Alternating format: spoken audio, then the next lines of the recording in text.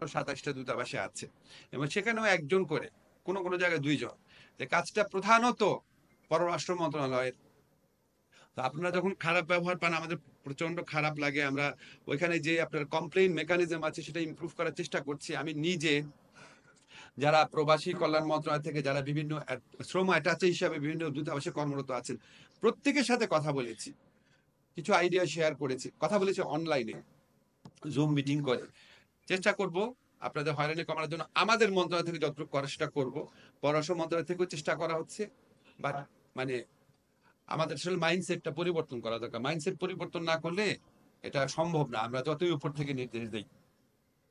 কিছু জিনিস একটু বলে রাখি, আপনাদের ভবিষ্যতেও হয়তো পাসপোর্ট নিয়ে সমস্যা হবে, আপনারা একটুখানি খেয়াল করবেন। হ্যাঁ, যদি আমাকে খুব হয়তো বেশি চিনেন এই জন্য কোনো কিছু হলে ভাবেন হয়তো স্যার এটা কিছু করছে না কেন।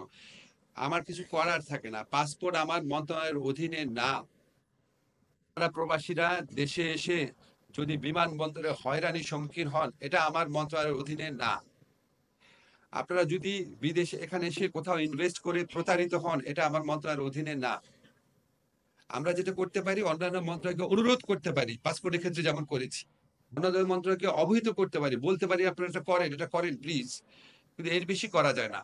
আমাদের যেটা করার দক্ষ শ্রমশক্তি পাঠানো, মধ্যস্বত্বভোগীকে ঠেকানো, রিইন্টিগ্রেশনের ব্যবস্থা করা, সেসব ব্যাপারে কোনো ব্যর্থতা থাকলে আমাদের অবশ্যই বলবেন এবং আমাদের কাছে দাবি করবেন এখানে ব্যর্থ হলেন কেন। কিন্তু অন্য মন্ত্রণালয়ের ক্ষেত্রে আমাদের অবহিত করবেন।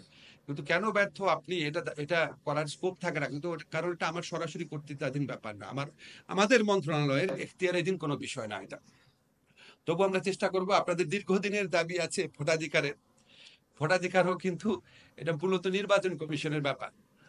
আমরা এই যে আসিফ মাহমুদ বলেছে খুবই সে আন্তরিক প্রবাসীদের ব্যাপারে, ওখানে গেলেই যারা প্রবাসী আছে তাদের সাথে কথা বলে। তার সাথে আমি জেনেভাতে গিয়েছি, সারাদিন কথা বলতো।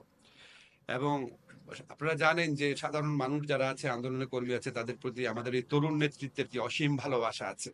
সবসময় আমাদের যখন কোনো সমস্যা হয় আন্দোলনরত মানুষের সাথে কথা বলার জন্য আমরা তাদেরকে রিকোয়েস্ট করে নিয়ে যাই যে আজকে আপনার তো ইজতেমার গ্রুপে, দুইটা গ্রুপের মধ্যে একটা আলোচনা হবে। এটা আসিফদের দেখার বিষয় না, তারপর তারা যাচ্ছে যে তাদের দেখলে মানুষ একটু আশ্বস্ত হয়।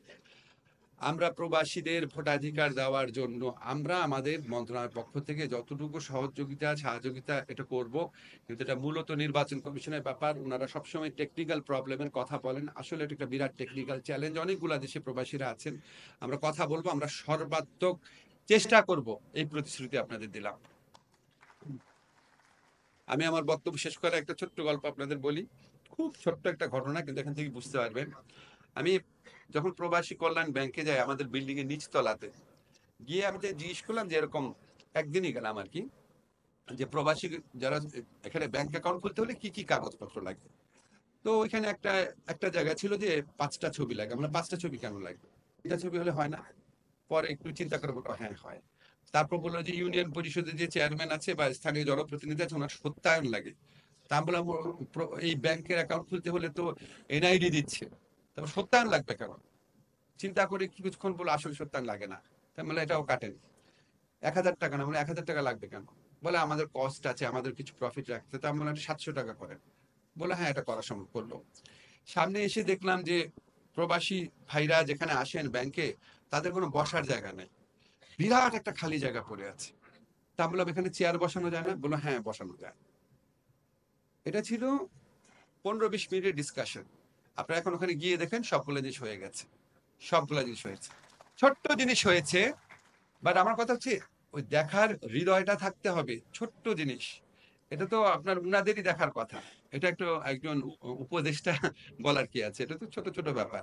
তো আমরা যদি সবাই মাইন্ডসেটটা পরিবর্তন করি, আমরা যদি ভাবি যে আমরা যারা দায়িত্বে আছি আমরা কিন্তু সেবক, বাংলাদেশের সংবিধান অনুযায়ী জনগণের সেবক, এই সেবাদানের মনোভাব নিয়ে যদি আসি, তাহলে প্রবাসীরা আমাদের জন্য যে অসীম আত্মত্যাগ করেন, আমাদেরকে টিকিয়ে থাকার জন্য যে বিরাট ভূমিকা রাখেন, তাদের প্রতি আমাদের মিনিমাম কৃতজ্ঞতা পরিশোধ করা হয়, তাদের প্রতি আমাদের ভালোবাসার মিনিমাম নিদর্শন প্রদর্শন করা হয় যদি আমরা এই সেবাটা দিতে পারি। কিন্তু এই ভালোবাসা প্রকাশ কোনো কিছুতেই আসলে পরিপূর্ণভাবে করা যাবে না। শুধু বলতে পারি আপনাদের প্রতি আমরা কৃতজ্ঞ, বাংলাদেশের প্রতিটা মানুষ কৃতজ্ঞ। আপনারা সবাই ভালো থাকবেন, ধন্যবাদ।